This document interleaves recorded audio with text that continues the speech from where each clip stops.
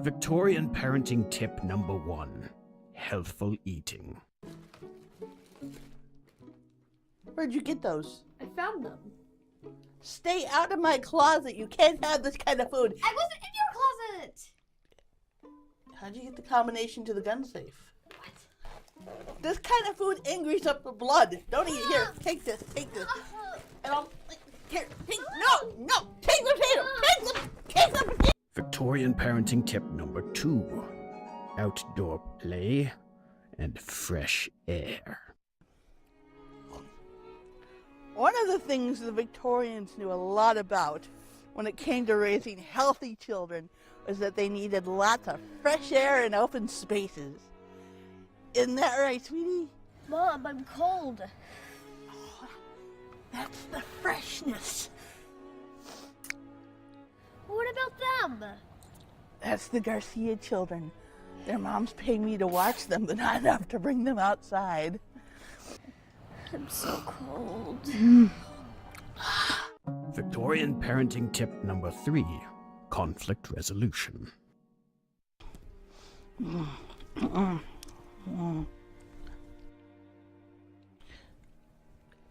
Sometimes as a parent, you will be called upon to help mediate disagreements among your children. You'll also find that oftener, it is equally important to let them work it out independently.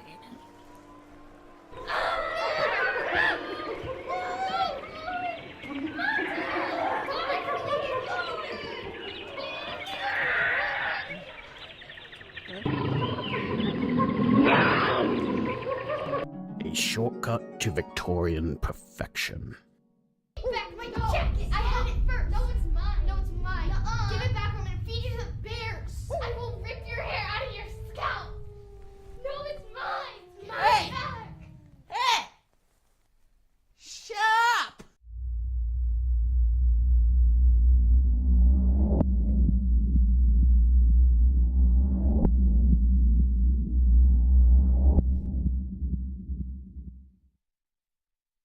Oh, God. Bring me the favorite. I need the favorite.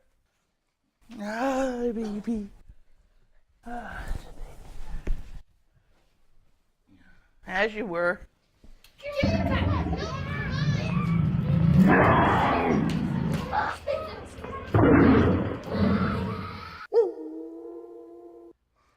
Well, that was a little different, wasn't it? Welcome, everybody, to The Writing Life. I'm Stephen W. Long, and I have to tell you, I've been looking forward to this interview for a year now because we're lucky enough to have back Therese and Ellie Oneill. Yeah. The Mrs. Oneill. The Mrs. Oneill. The Mrs. Oneill. And I think you summed up my entire career with something a little different, wasn't it? Well, it is, you are, as we've sort of discussed before. We had you on last time to talk about Unmentionable, and I hope that we have time to actually get back into that book a little bit because we sort of glossed over it before. We talked more about your career than the book. But let's start with the current book, Ungovernable. It's okay, And- I don't pick the titles. They just, the Well, I think it's smarter a- people than me do. No, I think it's a great title. So talk a little bit about the book itself, and then I want to get into how you do this. What's the thumbnail What's on the book this? about, Ellie? Taking care of beautiful children. Okay. Never read it. Never read any of my books. I've read the first page or the first word. I wonder about some of this. She's YouTube got to her before I could, which is why I'm trying to meet her halfway by making YouTube videos. Okay. The book is about, it seemed a natural follow-up to how women should behave in Victoriana. How once they've done their godly duty, gotten married, and ready to start a family, how they'd go about doing that and raising their children as appropriate to Victorian standards. Okay. And that's what I was set out to do. It was I pitched it as an off-the-cuff. What to expect when you're expecting in Victorian times. And you're Okay. like, oh, that's cool. And I'm like, yeah, that's cool. And I sat down to research it and found out, no, childhood in Victorian times was not cool. It was, I have a disclaimer at the start of the book saying, I didn't write this to punch you in the gut, because if I wrote you all the truth, you wouldn't read it. So Well, we talked about that a little bit last time. Last Because time you were was- looking forward to this, or Yeah. you were, and I'm looking forward in the sense of anticipation. like all the things her, I will be distracted. Sorry, shiny things. I didn't think it would be that hard. I didn't think it would be that grim. All the parenting books I picked up, the first half were how to keep your child alive through coughing fits, how to keep your Right. child alive through measles, how to keep your child alive through cold weather, and it endless, just. And then I got into some statistics. There was a year right in the smack middle of the century where the census showed you had a 50% chance of living to age 16. So that's a 50% mortality rate. So, Therese, when you tell me what year that is. You said the middle of the century. That's I blanked it out. It's not important in the book because I okay. realized the way I write wouldn't accommodate that kind of Okay. bleakness. I do dip into it. I have to when we talk about discipline. But the era that so Victorian is late 1800s, early 19. Is that, have I got that? No. Okay. Gracious. It's from the reign of Her Majesty. Okay. Queen Victoria from, oh, crud. 18... It ends in 1903 Okay. and starts in the... She had a very long reign. Oh, so many people are mad at me right now. I'm sorry. My brain is so easily distracted. 18... When did she ascend the throne? I want to say 38, Okay. but that's probably Okay. wrong. So a little earlier than I was thinking. I don't really mind. It's just that they do. My very first one of the first reviews I ever read was I accidentally said Jane Austen off the cuff, and somebody was enraged because Jane Austen was Regency era, not Victorian. By God. Well, we're not that Let's not sticky. be that picky here. Yeah. The old days. In the old days. In the old days. Yeah. You know, I didn't get to read the first book, but you're Yet?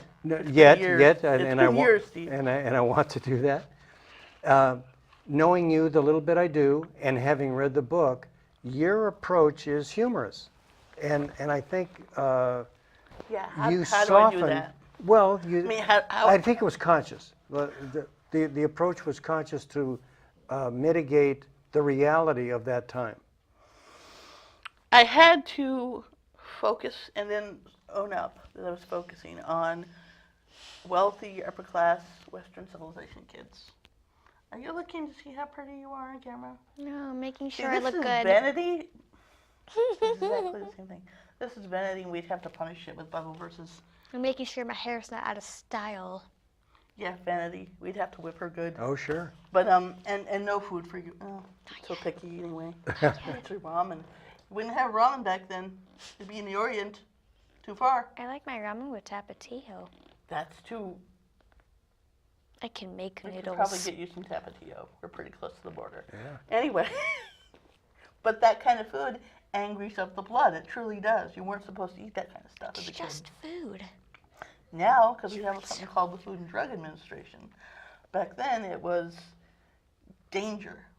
There's so many things lurking to take your soul away and make you evil. And Especially hot sauce and pickles. I have a whole chapter on the evil of pickles. Yeah. A whole chapter.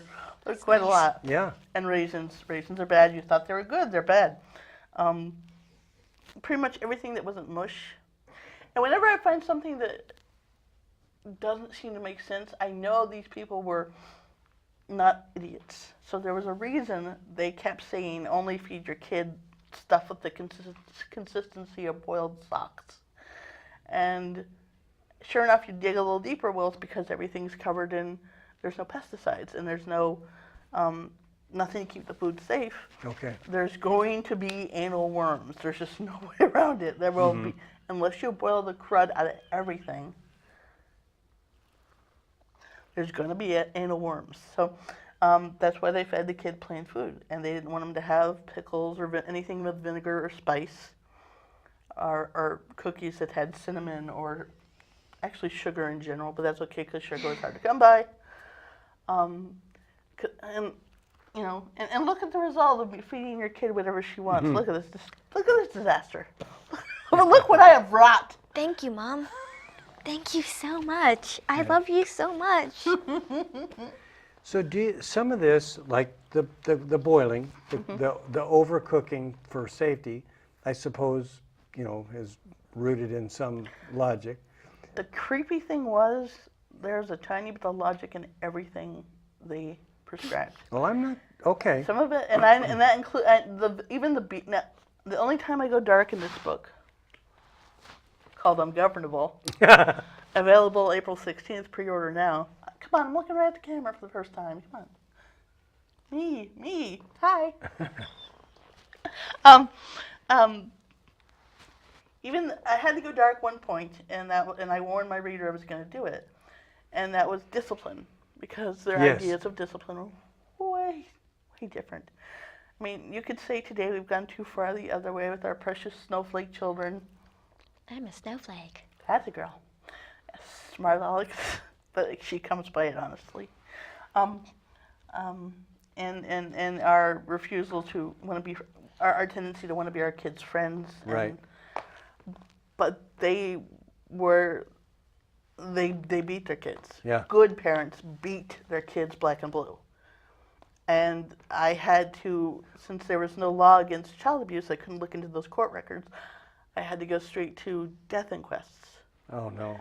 And the stuff was bleak. It was, if you murdered your child while disciplining them, the court would look at whether or not the kid deserved it, whether or not you meant to kill them, and what weapon you used. I've cited a case where a guy beat his incorrigible son. The whole community said he was incorrigible, with a rope, which is not a deadly weapon. And he died from the beating, and he was, the father was remorseful, and I think he got a fine. He didn't commit murder. Mm-hmm. It was a honest mistake anybody could have made in that time. So you talked about, and these are my words, but upper class, I guess. Mm-hmm. Would that fall into that? Was this fella upper class, or no? I don't know how you can distinguish in the records. No, I don't think so. I don't think. You know what? It wouldn't really specify. But upper class children had a whole different set of discipline, and it was the same thing applied. The regiment. That's not. Don't be annoying, dear. I'm not being annoying. And this is so great. You can watch me parent when I talk about parenting. Did you hear about the beatings? Black and blue. Black and blue. Okay. See how she's so confident I'm not going to beat her. Not on camera, anyway. Not funny. Not funny, Steve. Take it back. I take. If we only edited, I would edit that out. Please edit. Anyway.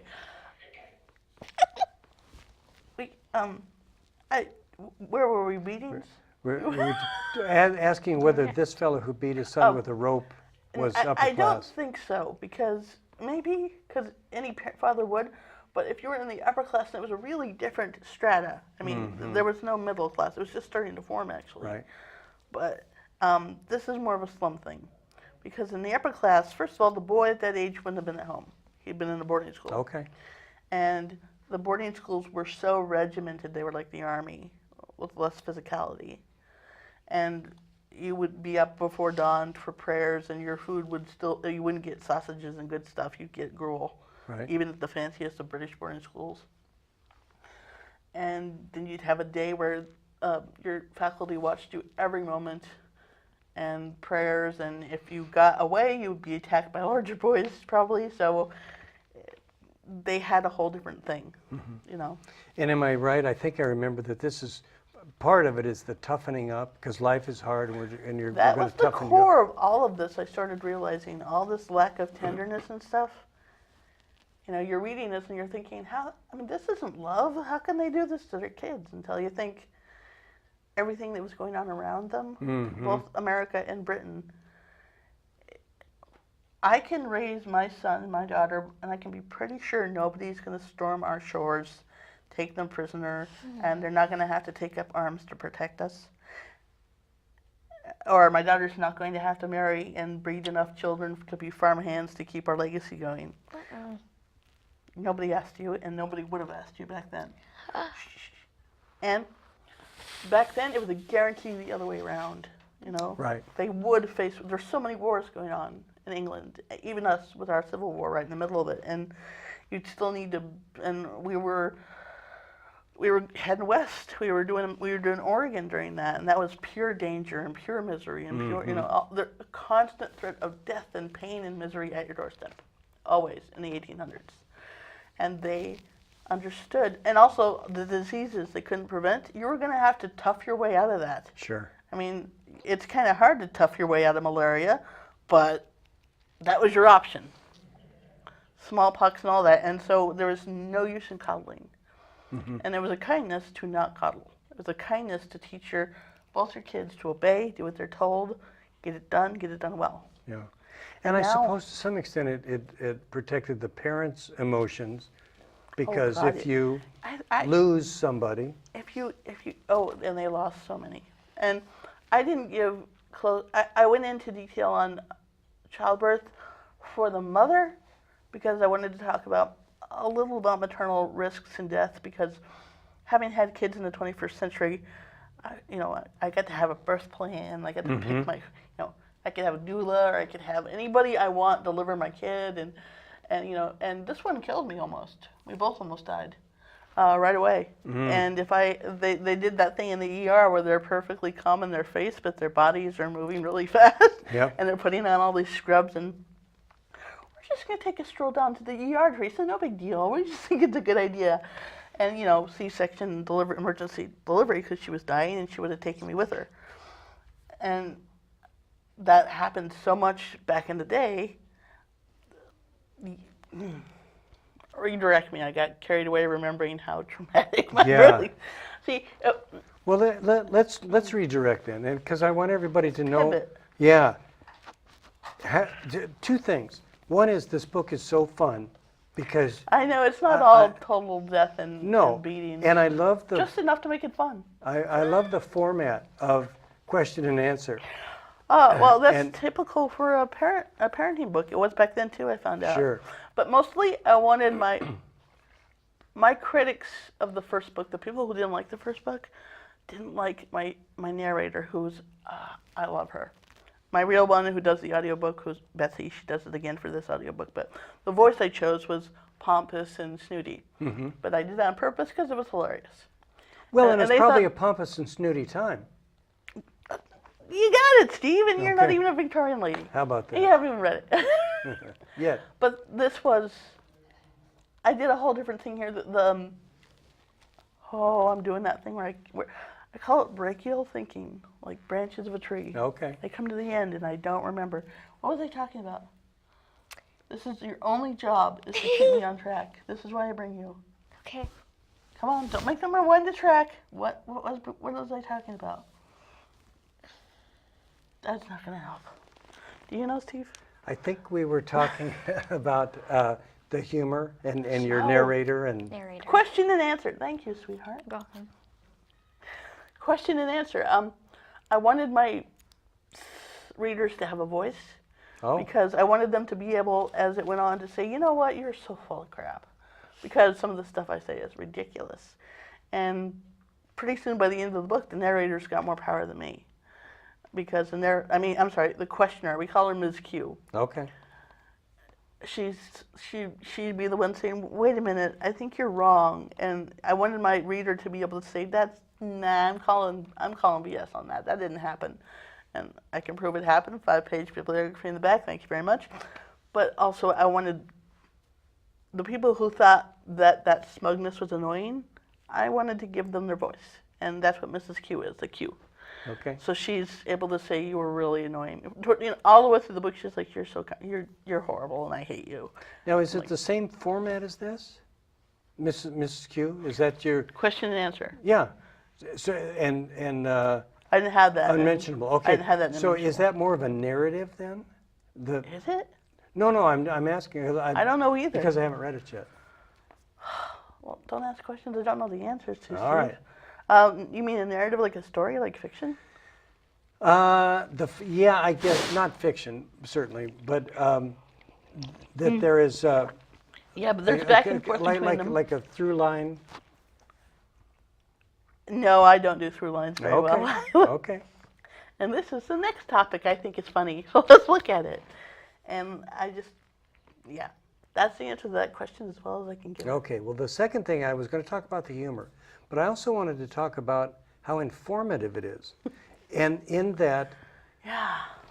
again, it's not Fascinating that long ago, what, kind of 125 years or something. And the things that they perceived or they thought, I don't know that they were backed up by record keeping or experimentation, or it seemed to me it was mostly men who made these pronouncements, and it was just like, well, I think, and then fill in the blank. And then that became, depending on their stature, that became the way it was. Yeah, up until the point where horrible crimes were committed. See Harvey Kellogg in my first book, Unmentionable, and hate him forever. But not the serial guy, that's his brother, he's nice. Yeah. Exactly. What was his question? He made a good statement, but I can't figure out the question. I've been listening this whole time. Well, it was about how men made the Absolutely. pronouncements. How man My brain is everywhere. made the I pronouncements. was like that with, thank you, sweetheart. I was like that this morning, too. My brain is everywhere, and I carried it onto your stage, and for that I'm sorry. But you know I'm very eccentric now that I'm an author. They did, well, they weren't so much into science. It was as like we know it. intuition, I guess. I mean, they had what's it called, where you've seen it happen, but you can't prove it happened that way. Okay. What's that evidence called? Observational, maybe? There's a courtroom term for it. Most of their stuff started out with, I was told, or another doctor wrote. Oh, hearsay? Yeah, Okay. or circumstantial evidence, or, Okay. and that's what they, yeah. And the women in this book, women pitch in too, because it's about child rearing.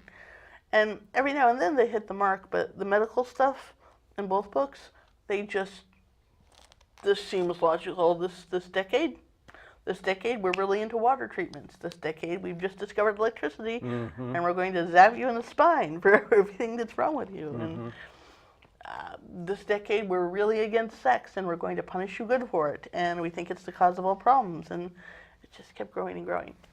And but I'm hesitant to say those men meant harm. I want to say the majority of them were doing the best with what they had, because nobody hardly was using the scientific method. Nobody Right. was doing double-blind studies and all the stuff that they really need to do before they pronounce something. Everybody was just trying to survive the day. And again, they expected pain and death. They were not trying to outrun it like we are today. Yeah. Which is fascinating. And they expected it for their children too. I mean, and I wrote in the book, they wouldn't be any less sad that they lost a child or had a stillborn or Right. lost a kid to whooping cough, but they wouldn't be surprised. And so it suited that there was no reliable birth control. Although that in itself is a whole different problem, because nobody should be forced to have 12 childbirths if they're not equipped to handle it. Right. And America made a law to keep knowledge from women. And then Margaret Sanger came along, and she's a very confusing figure, because, I mean, she Planned Parenthood, but also apparently very racist. She was really into eugenics. That I didn't know. But again, she spoke at a few Klan rallies, which kind of dampens her star. But she didn't hate a race. She hated misery. And she worked in the slums. And that's where she saw it, I imagine. Yes, and she said, this has to stop. There's too many babies being born. Okay. She didn't even consider abortion. That wasn't her thing at all. Right. She wanted birth control. She wanted condoms. She wanted pessaries and stuff. and America wouldn't allow it. We sent our boys overseas for World War I with no condoms in their kit, and we were the only nation stupid enough to do that. So, I see a brachial, like trees of a branch of a tree. Everything leads to everything else, and then I backtrack it and find out why is this the way it is, and that's why I love what I do. My books are fun. I was going to ask you this question, anticipating the answer, and that is, these are chock full. How can I say this? You have to do a ton of research. I suspect that you like that because you wouldn't take this approach if you didn't. It's a treasure hunt. Yeah. This all started because I'm loving one of my favorite movies. I'm like, how did that woman fit that crinoline into an outhouse? How did she pee? Which led to a domino effect of, wait, had toilet paper been invented yet? Wait, underwear had no crotch until the turn of the century? And you know, that's what this was too. Like, what the heck is childbed fever? It's in every old book you've ever read and movie, what is it? I had to find out. And when you learn that, again, dominoes begin to topple over. And all these facts come out. And maternity wear, I found out, my girl, she was a widow. There was a widow at the turn of the century named Lena. And she was a tailor supporting herself and her young son by taking in sewing. And it was the turn of the century, so pregnant women were just starting to no longer have servants or be servants. There was a middle class. And she needed, all these ladies kept quietly coming into her and said, can you make something that will hide my pregnancy so I can continue to work and go to the store and do stuff the middle class does? And she started making the first official maternity dress for people. And they sold out, even though she wasn't allowed to advertise until 1915. And then another whole group of women who were undermined, who had my heart, came in and said, we're not pregnant, but we still need a dress that makes us look a little bit nicer. And she called them the stout ladies. Oh, really? So the first ever commercial plus-size clothing was made by this woman. And she signed a bank loan so she could open a store for it. And they misspelled Lena as Lane. And I want you to guess what her last name was. You don't know any fat chicks, do you? Lane Bryant. Her name was Lane Bryant. Oh, really? So Yeah. it wasn't Lane.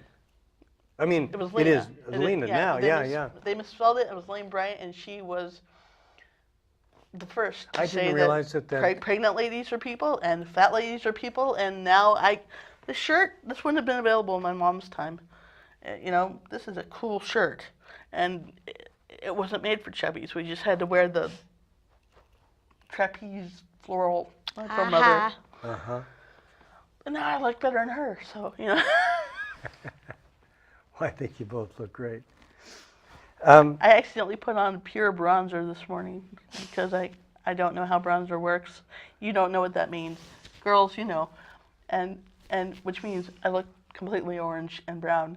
And Oh dear. and I said, well, I'm going on camera and I look like Donald Trump. And her comfort was, Mom, you don't look like Donald Trump to me. I'm like, thank you, sweetheart. She goes, let's try and clean that up a bit. It was the sweetest thing she could have Maybe said. the nicest compliment you could give. I did, though. I might still. No, But I tried. you The didn't. lighting fixes. You don't know what you're saying, but thank you for trying. Yeah. I have eyes, though. I love you. I love See, I let this one, I didn't discipline her properly according to Victorian rules. I did in that video. Cold, hungry, and it Well, I didn't think work you well. both did a good job. Guys, it went too fast. Yeah? We're done! Look at that. You look so happy. I'm not happy. I just can't believe I can babble that well Well, for that long. I maybe said this earlier. I'll say it now. You two are on top of my guest list. Thank you. You're some of my favorite guests, so thank you so We much. don't take ourselves too seriously. Any questions? And I He don't wants to know if you if have we- any questions. No, Do you have questions? No, she wants to know if you have any questions for her. it was a joke. Yeah, on What, camera, so. what is it like being raised with a mother Oh, who has this kind of... Never mind. He has no questions. Okay, we're done. All right, We have folks. 10 seconds. We got 10 seconds. Is that what that means? Just time for me to say thank you for watching. I'm Stephen W. Long. Please visit me, We're Teresa and Ellie. and they're Therese and Ellie. We're not on camera. And visit me at my website, stephenwlong.com. And, send a comment about this. Maybe we can get these guys back again. Thank you so much for watching. Thank you, guys.